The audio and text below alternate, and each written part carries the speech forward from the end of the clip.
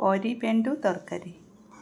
ଆବଶ୍ୟକ ସାମଗ୍ରୀ: ବନ୍ଧାକୋବି 100 ଗ୍ରାମ, ଛତୁ 100 ଗ୍ରାମ, ବିନ୍ 50 ଗ୍ରାମ, ଗାଜର 50 ଗ୍ରାମ, ପନିର 50 ଗ୍ରାମ, ମଟର 25 ଗ୍ରାମ, ପିଆଜ 400 ଗ୍ରାମ, ରସୁଣ ଅଦା 10 ଗ୍ରାମ ଲେଖାଏଁ, ଗୋଲମରିଚ ଗୁଣ୍ଡ 2 ଛୋଟ ଚାମଚ, କଞ୍ଚାଲଙ୍କା 4ଟି, କିଛି ଧନିଆ ପତ୍ର, ଟମାଟୋ ସସ୍ 2 ଚାମଚ, ଚିଲି ସସ୍ 1 ଚାମଚ, ସୋୟା ସସ୍ 1 ଚାମଚ, କର୍ଣ୍ଣଫ୍ଲୋର 200 ଗ୍ରାମ, ଚିନି 1 ବଡ଼ ଚାମଚ, ମଇଦା 2 ଛୋଟ ଚାମଚ, ତେଲ 200 ଗ୍ରାମ, ଲୁଣ ସ୍ୱାଦ ଅନୁଯାୟୀ।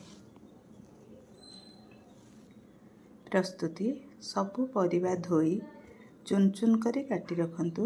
ପିଆଜକୁ ଟିକେ 4 କଣିଆ ବଡ଼ ବଡ଼ କରି କାଟିବା ସହିତ ରସୁଣ, ଅଦା, କଞ୍ଚାଲଙ୍କାକୁ କାଟି ଅଲଗା ରଖନ୍ତୁ। କଟା ଯାଇଥିବା ପରିବାକୁ ଲୁଣ, କର୍ଣ୍ଣଫ୍ଲୋର, ମଇଦା, ଅଳ୍ପ ସରୁ କଟା ପିଆଜ ପକାଇ ଗୋଳେଇ ଛୋଟ ଛୋଟ ବଲ୍ ଆକାର କରି ଛାଣନ୍ତୁ। ସୁନେଲି ରଙ୍ଗର ହୋଇଯିବା ପରେ ବଲ୍ ଗୁଡ଼ିକୁ କାଢ଼ି ଆଣିବେ। ଏବେ ଏକ ପ୍ୟାନ୍ ଚୁଲାରେ ବସାଇ ତେଲ ଗରମ କରନ୍ତୁ। ସେଥିରେ କଟା ରସୁଣ, ଅଦା ଓ କଞ୍ଚାଲଙ୍କା ଫୁଟାଇ 4 କଣିଆ ପିଆଜ କଟା ପକାଇ ନରମ ହେବା ପର୍ଯ୍ୟନ୍ତ ଭାଜନ୍ତୁ। ଏବେ ଛଣା ବଲ୍ ପକାଇବା ସହ ସବୁ ସସ୍କୁ ମିଶାଇ ପକାନ୍ତୁ। ଉପରେ ଗୋଲମରିଚ ଗୁଣ୍ଡ ଓ କଟା ଧନିଆ ପତ୍ର ପକାଇ ଗରମ ଗରମ ପରିବେଷଣ କରନ୍ତୁ। ତରକାରୀ ପରଟା କିମ୍ବା ନାନ୍ ସହ ପରିବେଷଣ କରନ୍ତୁ।